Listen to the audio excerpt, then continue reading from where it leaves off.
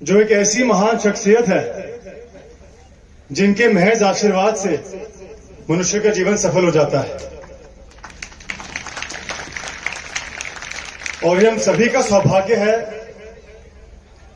कि हमें इनका प्रवचन सुनने का सौभाग्य प्राप्त हो रहा है। आज के इस कार्यक्रम में आप सभी ने मुझे मुख्य अतिथि के रूप में आमंत्रित किया। इतना मान सम्मान जो आपने मुझे दिया, उसके लिए मैं अखिल भारतीय बिश्नोई महासभा के राष्ट्रीय अध्यक्ष श्री देवेंद्र बूढ़िया जी का, वरिष्ठ उपाध्यक्ष श्री सोम प्रकाश जी का, मंदिर समिति बुड्ढा जोड़ डाबला के सभी सदस्यों का, और यहां उपस्थित सभी सम्मानित बुजुर्गों का, मातृशक्ति का, बहनों का, भाइयों का, और सोशल मीडिया से जुड़े सभी साथियों का मैं हाथ जोड़कर धन्यवाद करता हूं, विनम्र अभिनंदन करता हूं। मैं सौभाग्यशाली हूं कि आप सभी ने मुझे इस लायक समझा कि मैं आज के इस कार्यक्रम में और आज के इस बहुत ही महत्वपूर्ण विषय पर आपके सामने अपना संबोधन दे सकूं। मैं समझता हूं कि मुझसे कई अधिक योग्य और कई अधिक अनुभवी हस्तियां आज मंच पर विराजी हुई है। मैं सबका नाम नहीं लूंगा। मैंने इनके जीवन काल से बहुत कुछ सीखा है, इनके बारे में मैंने पढ़ा है, सुना है, सीखा है,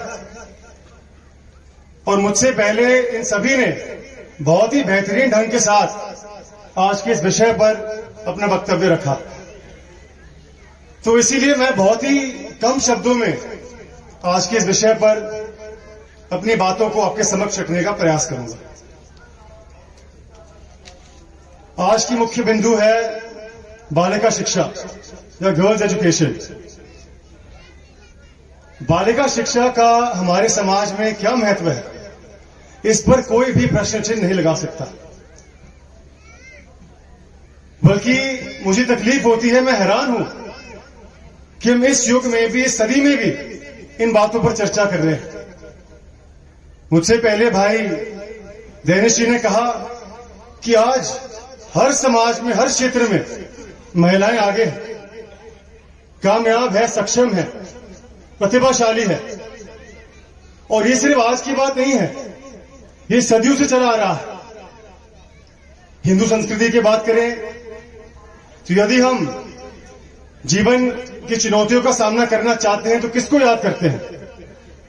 दुर्गा मां को याद करते हैं। धन संपत्ति प्राप्त करना चाहते हैं तो मां लक्ष्मी को याद करते हैं। शैक्षणिक सफलता प्राप्त करना चाहते हैं तो मां सरस्वती को याद करते हैं। और यही नहीं बल्कि प्रकृति को भी स्त्रीलिंग के साथ जोड़ा गया है, धरती मां, गंगा मैया इत्यादि। तो कहने का मेरा मतलब यह है कि प्राचीन काल से ही भारतीय संस्कृति में महिलाओं को बहुत ही महत्वपूर्ण स्थान दिया गया है। बिश्नोई समाज की बात करें तो सबसे पहले शहीद अमृता देवी जी का नाम ध्यान में आता है, जिन्होंने 300 साल पहले अपना महान बलिदान देकर हमेशा हमेशा के लिए हमारे समाज को प्रेरणा देने का काम किया। आधुनिक काल की बात करें, वर्तमान काल की बात करें तो इस बात का जीता जागता सबूत आज मंच पर विराजी हुई है।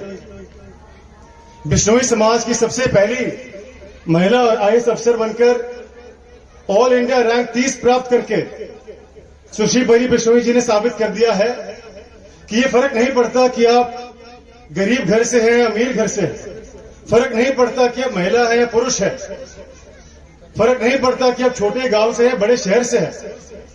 यदि आप लक्ष्य के प्रति लगन के साथ, मेहनत के साथ, निष्ठा के साथ काम करते हैं तो दुनिया की कोई भी ताकत आपको उस लक्ष्य तक पहुंचाने से नहीं रोक सकती। और आज इस मंच के माध्यम से मैं परी जी को भी बधाई देता हूं। इनके साथ साथ आईपीएस ऑफिसर श्रीमती ममता बिश्नोई जी, आप सभी उनके बारे में जानते हैं। श्रीमती अनु बिश्नोई जी भी मंच पर विराजी हुई है। आप सभी 11 वर्षीय सिक्स पैक एब्स एथलीट पूजा बिश्नोई को भी जानते होंगे। तो कई अनेकों ऐसी महिलाएं हैं, मैं बहुत मिसालें आपको दे सकता हूं, जानते भी हैं हमारे समाज के अंदर, जो अपने परिवार का, हमारे समाज का नाम रोशन करने का काम कर रही है। समाज के बाहर भी देखें तो भारत के अंदर स्वर्गीय इंदिरा गांधी जी को और इंग्लैंड के अंदर मार्गरेट थैचर को आयरन लेडी के नाम से जाना जाता है, क्योंकि इन दोनों ने विपरीत परिस्थितियों के बावजूद राजनीतिक सफलता प्राप्त की और अपने अपने देश को प्रगति की राह पर चलाने का काम किया। खेल जगत की बात करें तो सानिया मिर्जा से लेकर सेरेना विलियम्स तक, विज्ञान के क्षेत्र की बात करें तो कल्पना चावला से लेकर मैरी क्यूरी तक, मनोरंजन के क्षेत्र की बात करें तो दीपिका पाडुकोन से लेकर बियोंसे तक, व्यापार के क्षेत्र की बात करें तो इंदिरा नूई से लेकर कोको शनेल तक, हर क्षेत्र में महिलाएं अपनी प्रतिभा के अनुसार, अपनी मेहनत की बदौलत परचम लहराने का काम कर रही है। तो मैं समझता हूं, कहने का मेरा मतलब यह है कि बड़ी दुख की बात है कि इस सदी में भी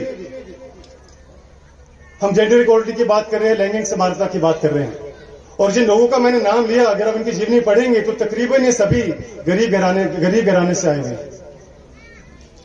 लेकिन धरातल पर सच्चाई की बात तो यही है कि दुर्भाग्य से जो अवसर, जो मौके लड़कियों को मिलने चाहिए, लड़कों के समक्ष, लड़कों के समान, वो नहीं मिल रहे हैं। कुछ उदाहरण मैं आपको देना चाहूंगा कि राजनीति के अंदर 4 में से केवल 1 प्रतिनिधि आज महिला है। प्राइवेट सेक्टर के अंदर उसी काम के लिए महिलाओं को पुरुषों के मुकाबले में कम वेतन मिलता है। आज भी कई समाजों में बाल विवाह या चाइल्ड मैरिज की प्रथा आज भी चली आ रही है। अधिकांश महिलाओं को प्रॉपर्टी ओनरशिप या रिप्रोडक्टिव हेल्थ का एक्सेस नहीं है, आज भी इन चीजों से वो वंचित है। यहां तक कि जो हम गाड़ी चलाते, गाड़ी दुर्घटना भी जब घटती है तो लड़कियों को, महिलाओं को ज्यादा गंभीर रूप से घायल होने की संभावना ज्यादा है, क्योंकि जो गाड़ी की सेफ्टी फीचर है, तो सीट बेल्ट का जो डिजाइन किया गया है वो पुरुषों के लिए डिजाइन किया गया है। तो आज भी पूरे विश्व भर में महिलाओं को विभिन्न प्रकार की विपरीत परिस्थितियों का सामना करना पड़ रहा है। ये गलत है, इस पर हमें काम करना है, इस पर विचार विमर्श करना है। ज्यादा मैं नहीं कहूंगा, आप सभी ने बहुत ही धैर्य के साथ सभी वक्ताओं के बारे की बातों को सुना।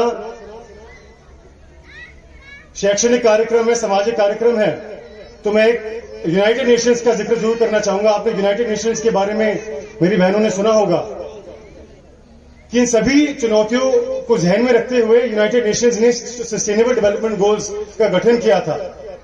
उसमें एसडीजी नंबर 5 जेंडर इक्वालिटी के बारे में बात करता है, और साल 2030 तक कुछ लक्ष्य, टारगेट्स और ऑब्जेक्टिव्स जेंडर इक्वालिटी की दिशा में निर्धारित किए गए हैं, जिसके प्रति और जिसकी दिशा में तमाम देश काम कर रहे हैं।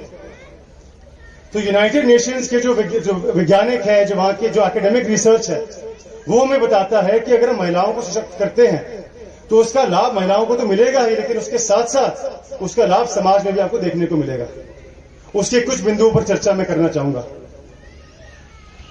जो एकेडमिक रिसर्च यूनाइटेड नेशंस का है, वो हमें बताता है कि यदि हम महिलाओं को आर्थिक रूप से सशक्त करते हैं तो जो देश का जीडीपी है, जो आर्थिक उत्पादन है, वो कई गुना ज्यादा बढ़ जाता है।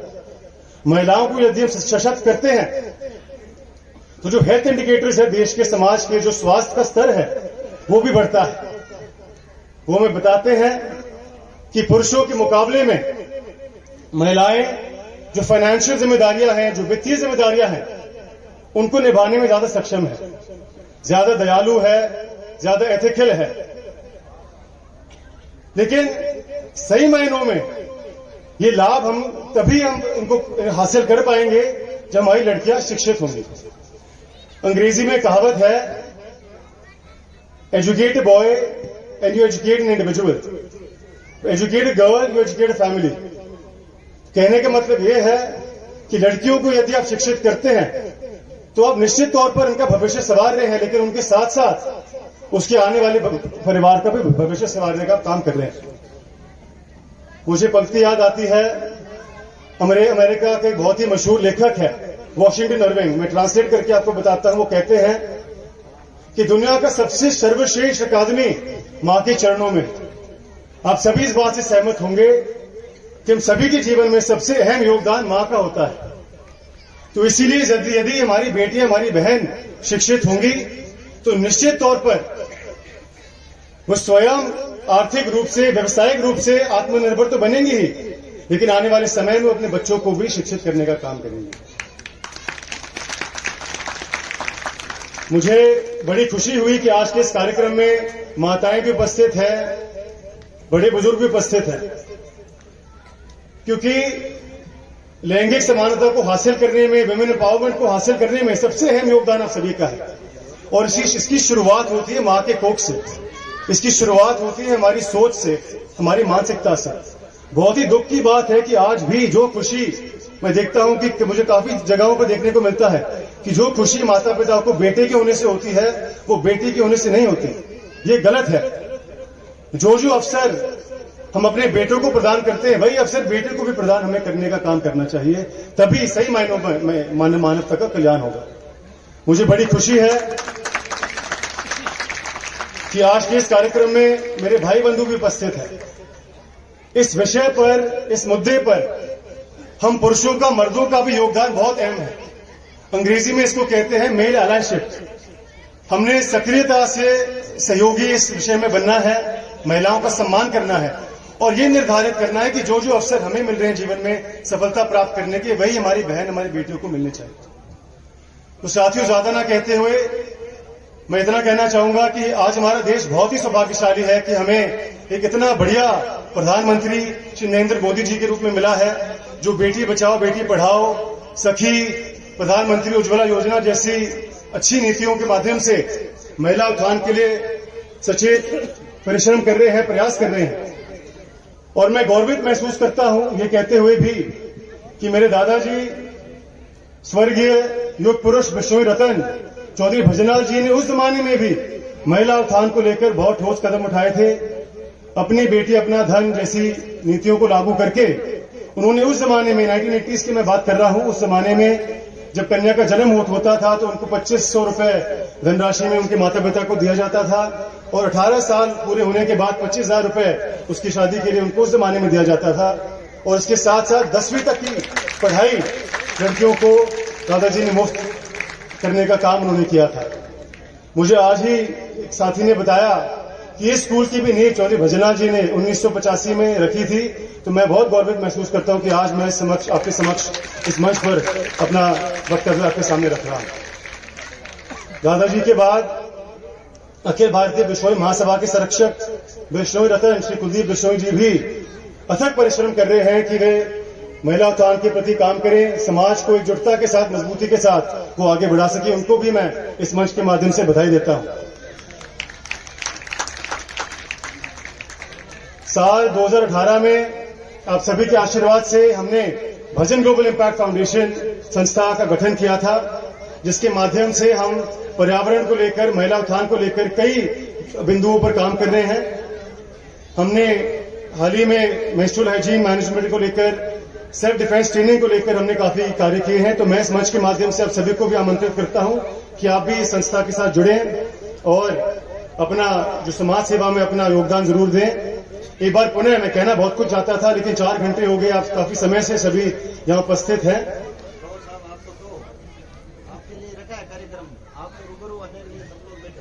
वो तो है, आपका मान सम्मान है। मंदिर समिति का मैं एक बार पुनः आभार प्रकट करता हूं। मुझे पता चला कि ये युवा सम्मेलन दूसरी बार आयोजित किया जा रहा है और इसके साथ साथ आप सामाजिक रूप से, शैक्षणिक रूप से, धार्मिक रूप से और पर्यावरण के माध्यम से आप बहुत अच्छे और नेक कार्य कर रहे हैं। उसके लिए मैं आपको बधाई देता हूं और आपको विश्वास दिलाता हूं कि सामाजिक मजबूती को लेकर, सामाजिक जागरूकता को लेकर, बालिका शिक्षा को लेकर जो आप कार्य करेंगे, अगर आपको जहां जहां और जब जब मेरे सहयोग, मेरी जरूरत आपको पड़ेगी, मैं अग्रिम पंक्ति में एक सहयोगी के रूप में आपको खड़ा मिलूंगा, ये मैं आपको विश्वास दिलाता हूं।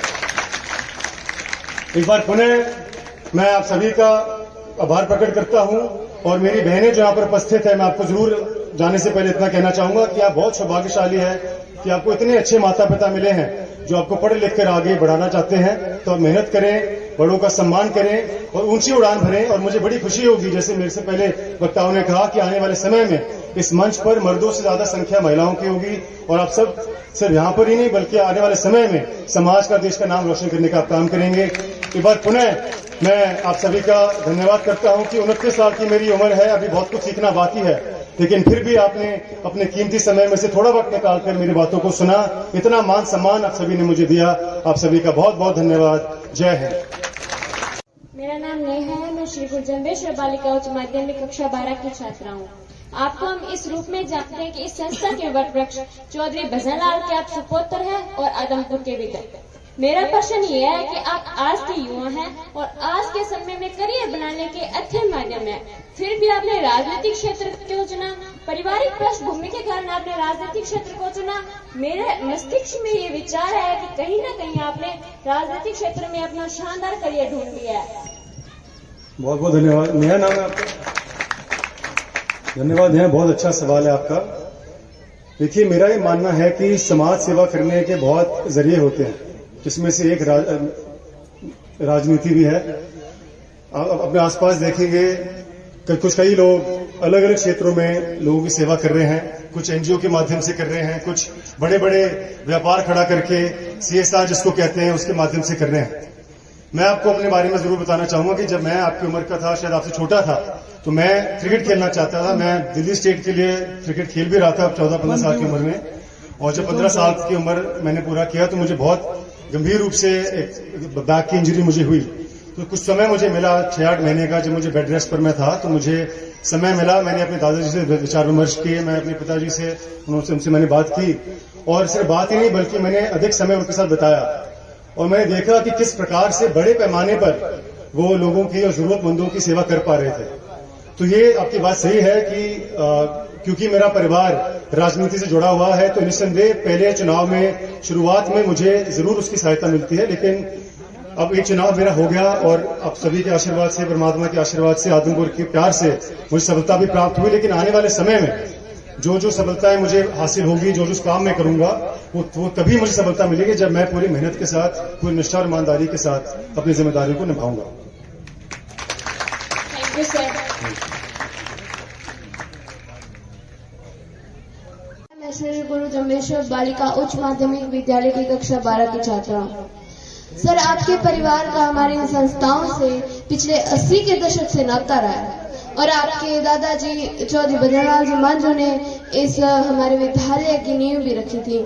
तो मैं अब ये जानना चाहती हूँ कि आपका इन संस्थाओं के लिए क्या न्यू विजन है? आपका नाम क्या बताया आपने? महक। बहुत बहुत धन्यवाद महक। इतने अच्छे अच्छे सवाल हमारी यहाँ बहनें पूछ रही हैं। जैसे मैंने कहा, देखिए, मैं बहुत गौरवित महसूस करता हूं कि मैं एक ऐसे परिवार से संबंध रखता हूं और एक ऐसे समाज से संबंध रखता हूं जो शिक्षा को लेकर, महिला उत्थान को लेकर गंभीर रूप से काम कर रहा है।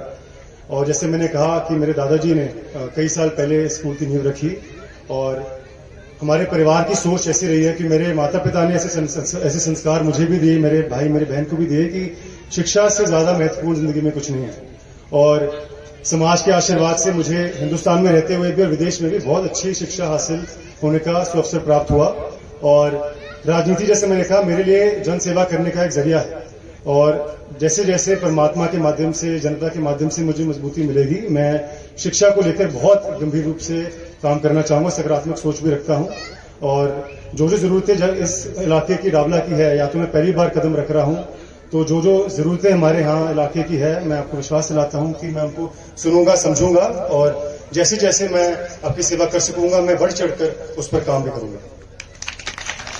Thank you sir.